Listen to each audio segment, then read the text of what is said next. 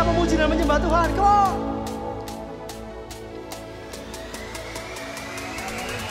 Come on.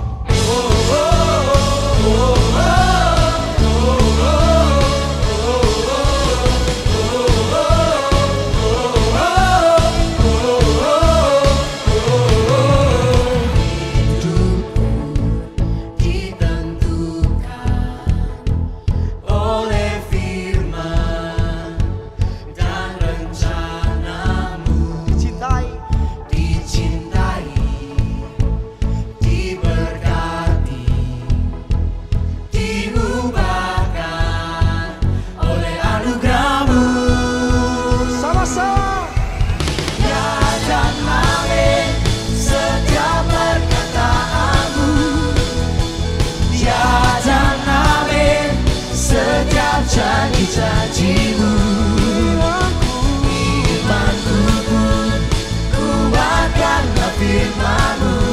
Setia Kau bagiku, sempurna Kau Yesus.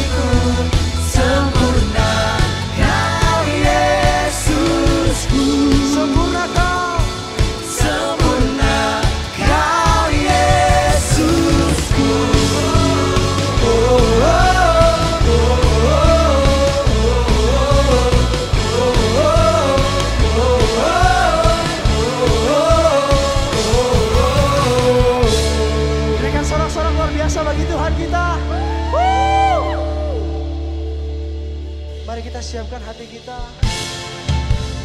Kita akan masuk ke dalam hadirat Tuhan.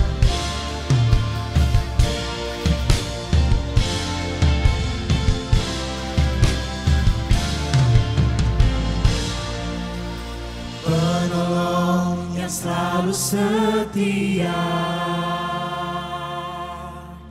memenuhi keperluanku. Tak pernah Dia mengecewakan. Yesusku tak pernah gagal. Segala perkara dapat ku tangguh di dalam Dia yang memberi kekuatan. Yesus menolong dan sahabat. Tetap percaya Tuhan setia.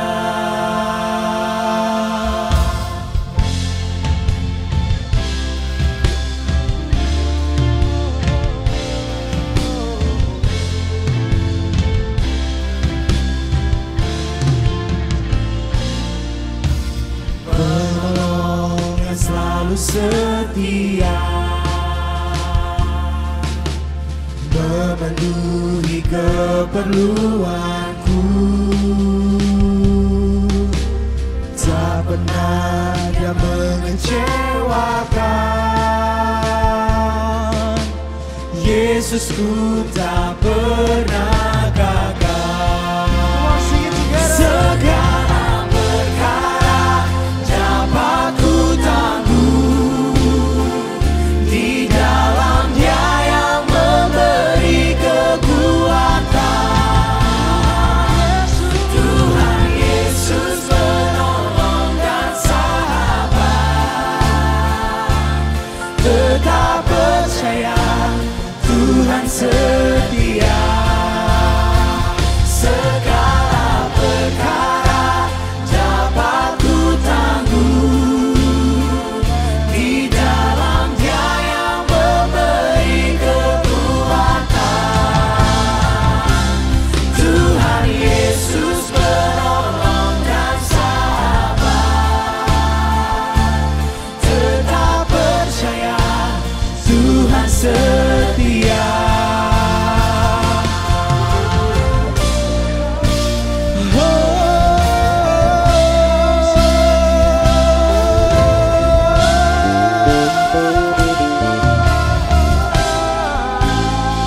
We worship you, Jesus.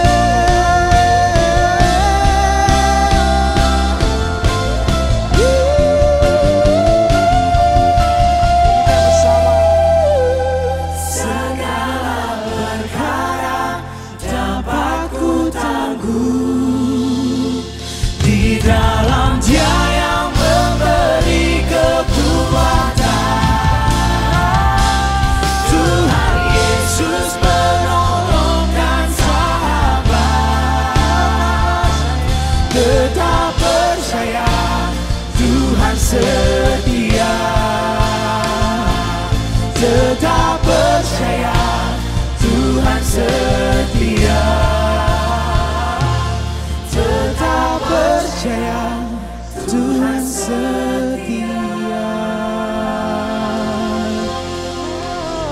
Saudara-saudara, bagi Tuhan kita, terima kasih Tuhan, terima kasih. Sebentar lagi kami akan melanjutkan acara kami ya Tuhan. Berkati kami semua di dalam nama Tuhan Yesus. Semua yang siap kita katakan amin.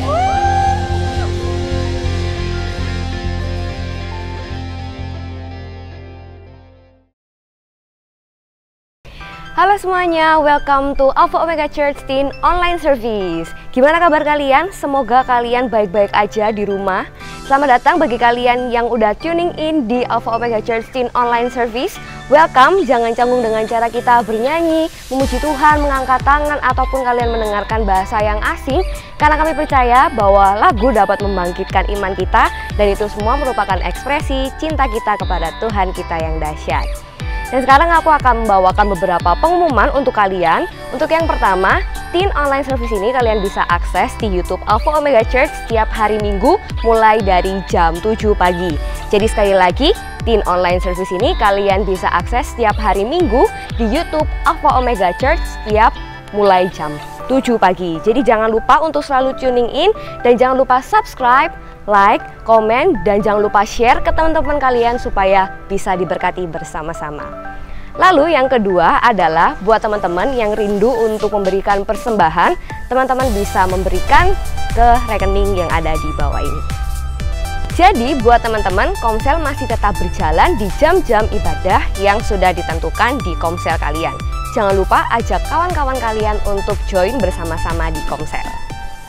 Itu aja pengumuman yang dapat aku sampaikan, dan sekarang kita akan melanjutkan ke acara berikutnya. Stay healthy and God bless you all. Halo semuanya, welcome to AOC Youth Online Service. Welcome buat kalian semua yang tiap minggunya mengikuti kegiatan kita. Welcome juga buat kalian yang masih baru untuk bergabung di online service kita. Baik Anda yang Kristen baru maupun Kristen lama, sempurna maupun yang tidak sempurna, hari ini akan jadi hari yang luar biasa karena kita akan sama-sama belajar untuk menjadi pribadi yang lebih baik. Oke, hari ini kita akan belajar mengenai satu kisah yang luar biasa dari tokoh Alkitab. Mungkin kita jarang mendengar nama orang ini, tapi dia punya cerita yang luar biasa dan akan sangat membangun buat kehidupan kita. Sebelum itu, kita sering mendengar bahwa akhir-akhir ini kita sedang menghadapi masalah isu-isu rasis ya. Yang mungkin kalau kita lihat khotbah Pastor Elia kapan hari, ada dia menyinggung tentang rasis. Apa itu rasis? Rasis adalah berbicara tentang superioritas, yang kuat menghajar yang lemah. Wah, jadi gimana dong yang bagi kita yang lemah? Kita akan terus kalah, kita akan terus dibully, gak dipercaya, dan sebagainya. Nah, itu sebabnya hari ini atau minggu ini saya akan mengambil judul khotbah hari ini adalah Do the work and make a difference. Kita ucapkan sama-sama ya. Do the work and make a difference. Lakukan pekerjaan dan buatlah perubahan. Seperti yang tadi saya ucapkan, kita hari ini akan belajar tentang seseorang yang luar biasa di Alkitab, dan mungkin beberapa dari Anda asing untuk mendengar nama orang ini. Siapa dia? Dia adalah Nehemia. Siapa sih Nehemia itu? Nehemia adalah seorang hamba biasa. Dia adalah seorang juru minuman raja. Jadi dulu kalau di kerajaan ada selain asisten raja, penasihat raja, ada orang yang menyediakan minuman untuk raja. Nah, itulah kerjaan Nehemia. Tapi yang perlu Anda tahu, ia ini adalah salah satu pahlawan iman dan levelnya pun sama seperti Abraham, Daud, dan Musa dan lain-lainnya. Karena apa? Karena iman Nehemia ini sanggup membuat perubahan yang besar pada masa itu. Padahal ya seperti yang tadi saya omongin, dia hanya seorang juru minuman raja. Orang yang ya kalau di kerajaan selain raja atau prajurit yang pahlawan itu dipandang sebelah mata. Kalau juru minuman ya hanya orang biasa yang bawain minuman, jadi nggak dipandang lah istilahnya. Terus how do the work and make a difference? Yang pertama adalah carilah Tuhan dengan setia. Carilah Tuhan dengan setia. Kita buka sama-sama di Nehemia 2 ayat yang ke-1 sampai ke-2. Saya baca ya. Pada bulan Nisan, tahun ke-20 pemerintahan Raja Artasasta, ketika menjadi tugasku Nehemia untuk menyediakan anggur, aku mengangkat anggur dan menyampaikannya kepada raja, karena aku kelihatan sedih, yang memang belum pernah terjadi di hadapan raja. Bertanyalah ia kepadaku, mengapa mukamu muram walaupun engkau tidak sakit? Engkau tentu sedih hati. Lalu aku menjadi sangat takut. Nah, apa sih? Kita baca bulan Nisan. Nisan ini bukan ngomong soal merek mobil ya. Nisan ini adalah bulan atau penanggalan orang-orang Yahudi, dimana kalau kita tahu kalau kalender kita ini kan Januari, Februari, Maret, April, Mei, Juni dan sebagainya ya. Kalau tanggalan Yahudi, Nisan ini adalah sama seperti bulan April. Jadi Nisan adalah bulan keempat. Kalau kita baca di pasal yang ke-1, di situ Nehemia ngomong dia itu berdoa awalnya itu di bulan Kislu. Kislu ini adalah bulan pertama, sama kalau di sini, kalau di kita ini adalah Januari. Jadi bisa dikatakan dia ini selama 4 bulan dia puasa, berdoa, mencari kemuliaan Tuhan, dan terus menerus sampai doanya baru dijawab pada bulan keempat. Jadi selama 4 bulan Nehemia ini melakukan hal seperti itu. Dan apa yang dilakukan Tuhan, pekerjaan apa yang dilakukan Tuhan? Tuhan melakukan dengan caranya, ya. Dikatakan di situ pada Nehemia yang kedua, ayat yang kedua, raja tanya kepada Nehemia, "Mengapa mukamu muram walaupun kau tidak sakit?" Ini bayangin ya, seorang raja, ya, seorang raja nanyain atau bertanya kepada juru minuman raja, seorang juru minuman aja ditanyain, bukan pacarnya, bukan istrinya, ya, bukan orang terdekatnya, bukan keluarganya. Dia tanya care-nya sampai tanya, "Mengapa mukamu muram walaupun engkau tidak sakit? Engkau tentu sedih hati." Lalu aku menjadi sangat takut. Nehemia jadi takut, loh, kok rajanya jadi perhatian banget sama aku ya. Kalau secara logika kan nggak mungkin ya, raja ini kok peduli banget sama juru minuman, padahal cuma juru minuman aja yang cuma kerjanya nuangin minuman. Namun secara tidak sadar itulah cara Tuhan menjawab doa Nehemia. Banyak dari kita sekarang mungkin bergumul tentang keadaan, berpikir apa sih yang bisa saya lakukan, padahal saya ini cuma orang biasa, padahal saya ini ya biasa-biasa aja sih, nggak kuranglah, banyak kurangnya daripada lebihnya di pekerjaan maupun di kuliah, di sekolah. Aku ini kayak ranking 1 ya enggak, terus punya uang ya enggak, terus ganteng ya enggak, cantik ya enggak, ya. Tapi di sini Nehemia memberikan panutan buat kita untuk melakukan apa yang dapat kita lakukan, yaitu cari Tuhan dulu dengan setia. Caranya gimana? Ya kita harus berdoa, bersaat teduh, mendekatkan diri kepada Tuhan supaya kita dapat petunjuk dari Tuhan. Nehemia aja loh butuh 4 bulan untuk Tuhan jawab doanya. Jadi bagi kalian yang masih belum terjawab doanya, jangan berkecil hati. Yang kedua adalah how do the work and make a difference. Yang kedua adalah tetapkan visi dengan jelas. Kita ucapkan sama-sama yuk. Tetapkan visi dengan jelas. Nehemia 2 pasal ayat yang keempat sampai kelima dikatakan, "Lalu kata raja kepadaku, jadi apa yang kau inginkan? Maka aku berdoa kepada Allah semesta langit. Kemudian jawabku pada raja," jawab Nehemia kepada raja, "Jika raja menganggap baik dan berkenan kepada hambamu ini, utuslah aku ke Yehuda, ke kota pekuburan nenek moyang." Jadi kalau boleh diceritakan sedikit ya, kenapa sih Nehemia, masalah apa sih Nehemia ini? Nehemia ini sedang bergumul karena kotanya, tempat kelahirannya ini sedang hancur, sedang apa ya istilahnya, dia ini kota yang tempat tinggalnya ini sedang butuh bantuan, yaitu Yerusalem. Sedangkan dia ini bekerja di luar kotanya. Dan pada saat itu Nehemia meminta tolong pada raja untuk mengutus dia ke Yehuda, ke kota pekuburan nenek moyang. Jadi kalau kita baca di ayat ini, kita lihat bahwa visi Nehemia itu sangat clear dan jelas di sini. Dia nggak ngomong muter-muter dulu untuk menjelaskan ke raja tentang visinya. Maksudnya visinya itu kan jelas, dia mau menyelamatkan kotanya.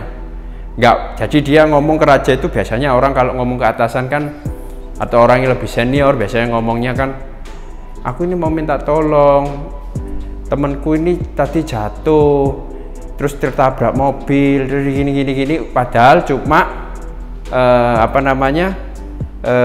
padahal cuma butuh uang untuk memperbaiki motor." Tapi ngomongnya bulet, ngomongnya muter-muter dulu baru untuk menjelaskan ke orang itu. Lah, kok bisa sih Nehemia ini ngomong langsung?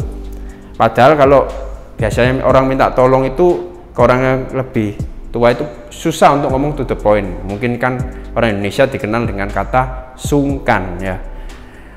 Itulah iman yang dimiliki Nehemia pada saat itu. Dia percaya bahwa Tuhan itu mendengar doanya. Meskipun baru 4 bulan dia berdoa dan baru dijawab, dia percaya bahwa Tuhan itu menyertai untuk menjelaskan visinya kepada raja. Itu sebabnya dalam memulai segala sesuatu kita butuh visi yang jelas. Kalau tadi yang di pertama kita ngomong carilah Tuhan yang dengan setia, yang kedua adalah tentukan visi yang jelas. Ada sebuah quotes ya dari Pastor Craig Groeschel, di mana dikatakan di situ, if you cannot define it, you cannot do that. Jika kamu tidak menetapkan visi, maka Anda tidak bisa melakukannya. Jadi mengawali segala sesuatu dibutuhkan yang namanya visi. Apapun itu, Anda mau mulai usaha Anda harus dimulai dengan visi. Anda mau mulai sebuah keluarga, Anda harus punya namanya visi. Karena melalui visi tersebut kita tahu apa yang akan kita kerjakan berikutnya. So, bagaimana kita dapat menetapkan visi yang jelas? Jawabannya adalah mintalah petunjuk dan pimpinan Tuhan supaya dapat mengerti apa yang harus dikerjakan. Mintalah petunjuk dan pimpinan Tuhan supaya dapat mengerti apa yang harus dikerjakan. Lalu how to the work and make a difference. Yang ketiga adalah make plans carefully. Buat perencanaan dengan hati-hati. Tadi yang pertama adalah carilah Tuhan dengan setia. Yang kedua tetapkan visi dengan jelas. Yang ketiga buat perencanaan dengan hati-hati. Nehemia 2 ayat 6-8. Lalu bertanyalah raja kepadaku, sedang permaisuri duduk di sampingnya, berapa lama engkau dalam perjalanan dan bilakah engkau kembali? Dan raja berkenan mengutus aku, sesudah aku menyebut suatu jangka waktu kepadanya. Jadi raja ini tanya, berapa lama kamu perjalanan, berapa lama kamu kembali kerja lagi ya. Terus Nehemia jawab, segini, dijelaskan ke raja. Lalu ayat 7 dikatakan, berkatalah aku pada raja, jika raja menganggap baik, berikanlah aku surat-surat bagi bupati-bupati di daerah seberang sungai Efrat, supaya mereka memperbolehkan aku, lalu sampai aku tiba di Yehuda. Pulas pucuk surat bagi Asaf, pengawas taman raja, supaya dia memberikan aku kayu untuk memasang balok-balok pada pintu-pintu gerbang di benteng bait suci, untuk tembok kota dan untuk rumah yang akan kudiami. Dan raja mengabulkan permintaanku itu karena tangan Allahku yang murah melindungi aku. Masalahnya adalah a goal, sebuah tujuan, without a plan is just a wish. Sebuah tujuan tanpa perencanaan itu hanya sebuah keinginan. Hal selanjutnya yang bisa kita pelajari dari seorang juru minuman ini adalah perencanaan yang matang, perencanaan yang hati-hati, yang baik sudah direncanakan. Ia tahu, si Nehemia ini tahu, yaitu tidak bisa pergi dari pekerjaannya, apalagi dari ke kotanya di Yerusalem, sehingga dia itu membutuhkan yang namanya izin atau ACC dari raja supaya dia itu bisa menjalankan visinya. Jadi ketika dia tadi dikatakan di situ sudah ditanyai sama raja, berapa lama engkau perjalanan dan bilakah engkau kembali, itu kan berarti kan raja sudah memberikan persetujuan, sudah memberikan izin. Tapi Nehemia punya rencana yang lebih matang lagi. Nggak cukup dengan ucapan raja, nggak cukup dengan izinnya raja. Nehemia butuh fisiknya, butuh surat untuk ketika kalau dia pergi ke suatu melewati kota, dia ini punya pegangan. Nah, itu sebabnya di ayat 7 dikatakan, jika raja menganggap baik, berikanlah aku surat-surat bagi bupati-bupati di daerah seberang sungai Efrat, supaya dia ini kalau melewati perjalanan melewati Yerusalem, dia itu nggak dihadang karena dia punya surat, karena dia punya izin yang kuat. Di sini Nehemia ini bukan hanya minta izin, tapi juga minta perlindungan dan ketetapan. Jadi kalau kita berjalan seperti kisah Nehemia ini, kita awalnya sudah dapat izin nih kerja, dapat izin kerja, boleh cuti lah istilahnya untuk menyelamatkan kota. Tapi si Nehemia malah butuh yang namanya surat lagi, supaya ini loh, kalau aku izin, aku ini sudah diizinkan sama raja, jadi aku bisa lewat ke kotaku yang di Yerusalem itu. Jadi setelah tadi kita belajar untuk punya visi yang jelas, sekarang kita harus memikirkan bagaimana caranya untuk mendukung visi supaya jalan. Maka itu dibutuhkan yang namanya sebuah perencanaan yang bagus.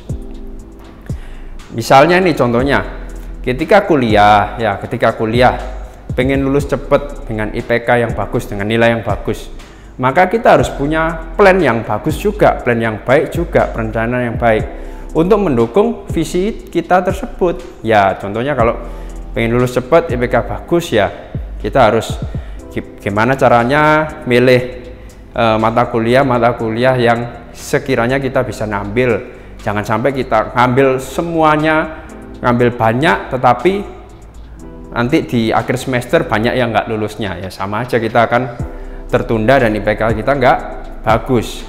Jadi ada sebuah quotes, hidup itu jangan cuma ngalir aja, tapi juga harus punya plan yang bagus. Kalau hidup cuma ya wis lah ikuti air aja mengalir, gimana pun air mengalir, tetapi harus punya plan yang bagus. Yang terakhir, yang keempat, how do the work and make a difference. Yang keempat adalah menginspirasi orang dengan penuh semangat. Dalam Nehemia 2 ayat yang ke-17-18 dikatakan, berkatalah aku kepada mereka, kamu lihat kemalangan yang kita alami, yakni Yerusalem telah menjadi reruntuhan dan pintu-pintu gerbangnya telah terbakar. Mari kita bangun kembali tembok Yerusalem supaya kita tidak lagi dicela. Ketika aku beritahukan kepada mereka betapa murahnya tangan Allahku yang melindungi aku dan juga apa yang dikatakan raja kepadaku, berkatalah mereka, kami siap untuk membangun. Dan dengan sekuat tenaga mereka mulai melakukan pekerjaan yang baik itu.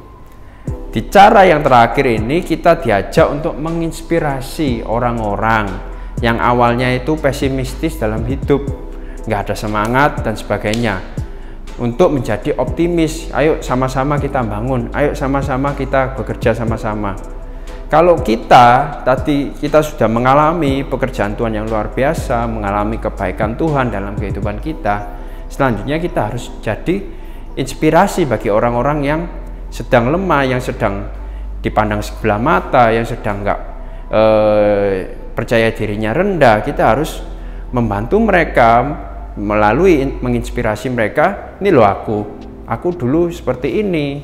Itu sebabnya kita waktu komsel itu gunanya untuk sharing tentang kebaikan-kebaikan Tuhan bagi kehidupan kita, supaya mereka yang mendengar juga termotivasi, juga terinspirasi dengan apa yang sudah kita alami. Sama seperti Nehemia di sini, dia mengajak, dia men-challenge teman-temannya untuk sama-sama membuat perubahan. Dikatakan di situ kan, mari kita bangun kembali tembok Yerusalem supaya kita tidak lagi dicela. Ketika aku beritahukan kepada mereka betapa murahnya, jadi Nehemia ngomong betapa murahnya tangan Allahku yang melindungi aku dan juga apa yang dikatakan raja kepadaku. Karena Nehemia cerita itu, mereka jadi percaya, semangat, dia ada motivasi. Mereka ngomong kan, kami siap untuk membangun, dan dengan sekuat tenaga mereka mulai melakukan pekerjaan yang baik itu. Itu sebabnya mari kita semua dimanapun kita berada, jadilah jembatan bagi mereka yang nggak kenal Yesus, yang belum menerima pekerjaan tangan Yesus, yang masih merasa dirinya percaya dirinya kurang, nggak sempurna, mari kita sama-sama menginspirasi mereka sama seperti visi gereja kita untuk menjembatani banyak orang untuk kenal Yesus. So, kesimpulannya, how to do the work and make a difference. Ada 4 hal. Yang pertama adalah cari Tuhan dengan setia. Yang kedua, tetapkan visi yang jelas. Yang ketiga, buat perencanaan dengan hati-hati. Punya visi tanpa rencana yang baik, sia-sia. Yang keempat, kalau kita sudah berhasil, kita sudah sukses, mari kita menginspirasi orang dengan penuh semangat, supaya nggak cuma kita aja yang sukses, tapi semua orang juga sukses. So, ini aja yang bisa aku sampaikan pada sharing minggu ini, firman Tuhan minggu ini. Semoga firman Tuhan minggu ini dapat menjadi berkat buat kalian semua dimanapun kalian berada. Sebelum itu, mari kita berdoa. Bapa di dalam surga, terima kasih kalau hari ini kami boleh belajar tentang seorang yang sangat hebat, seorang tokoh dalam Alkitab, yaitu Nehemia, Tuhan. Terima kasih Tuhan kalau kami yang masih baru tahu tentang Nehemia siapa. Terima kasih Tuhan kalau hari ini kami boleh mengerti bahwa Nehemia adalah orang yang hebat. Dia bukan hanya seorang hamba biasa, dia bukan hanya seorang juru minuman biasa, tetapi dia adalah seorang pembangun Yerusalem yang dapat membangun kotanya dari nol hingga membangun kotanya jadi besar lagi. Mari Tuhan, ajak kami Tuhan, sertai kami Tuhan. Bagi kami semua yang mempunyai mental yang jelek, mempunyai percaya diri yang jelek, mempunyai sifat untuk sering merasa minor daripada superior, mari kita berdoa Tuhan untuk menyertai mereka, supaya mereka dapat dikuatkan, mereka dapat terbangun, mereka dapat semangat Tuhan, termotivasi kehidupannya Tuhan melalui kisah Nehemia ini Tuhan. Kiranya Tuhan Engkau memimpin setiap kami semua Tuhan dimanapun kami berada, sertai kuliah kami, sertai pekerjaan kami, sertai sekolah kami. Kiranya dimanapun kami ditempatkan Tuhan, kami dapat menjadi terang dan garam bagi dimanapun kami berada Tuhan. Terima kasih ya Tuhan, kami serahkan seluruh doa dan syukur ini di dalam nama Tuhan Yesus. Kami sudah berdoa dan mengucap syukur. Haleluya. Amin. So, thank you for the attention and God bless you.